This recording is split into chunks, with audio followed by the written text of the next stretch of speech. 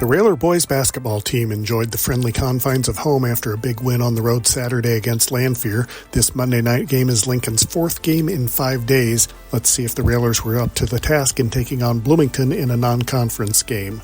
Early on, things were going well for Lincoln. On their first possession, the Railers get the opening tip and then find Frank Sanders underneath for an easy basket. Sanders is a tough matchup for many opponents because of his size and his relative quickness. Bloomington finds out firsthand as Lincoln finds Sanders for another short shot. If it worked twice, why not again? The Railers get the ball inside to Sanders. This time he uses the left hand and makes another field goal.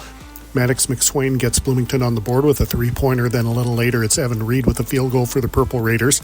That pulls them to within a point at 6-5. Lincoln looks to extend its lead. How else? By going inside to Sanders. Sanders hits the field goal and is fouled. He converts the three-point play to extend the Railer lead to 4 points at 9-5. Moving ahead in the quarter, the Railers decide to try something different. This time it's Brody Tungate on the press, getting the steal and then turning around to make the layup for LCHS. Then later in the period, Blake Horn hits a jumper to cap the first quarter scoring, with Lincoln ahead 13-5.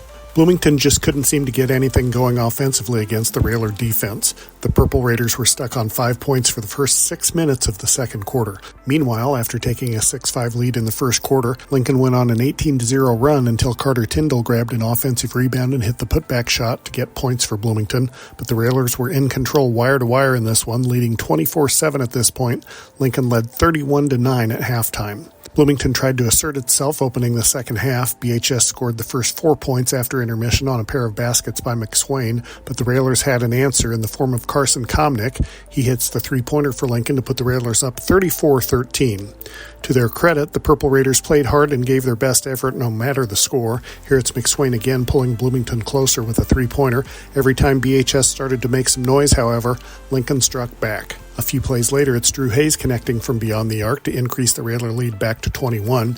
We've seen plenty of Railer offense. Now here's some defense. The Purple Raiders work the ball inside, but Sanders is laying in wait for Lincoln. He blocks the shot, and that triggers a Railer fast break attempt. Lincoln takes a couple shots and misses, but keeps scrapping for the ball. Eventually, Brody Tungate grabs the ball and drives to the basket. He hits the layup and converts the three-point play. Lincoln ended the quarter on a 12-3 run and led 46-21 heading into the final period. The teams played even ball in the final period, with Lincoln and Bloomington each scoring 7 points in the quarter. The Railers beat Bloomington 54-28 for Lincoln's 9th win in a row. I really thought that we would have had a great year, and then we had all the injuries and things, but we can finish it off and make things happen and do what our goals was. They're still within reach, so we'll keep working towards them.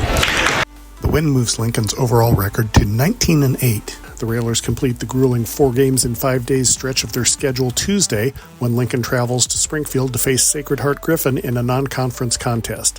Lincoln defeated SHG 56-35 back on December 7th. Game time Tuesday night is 7 o'clock.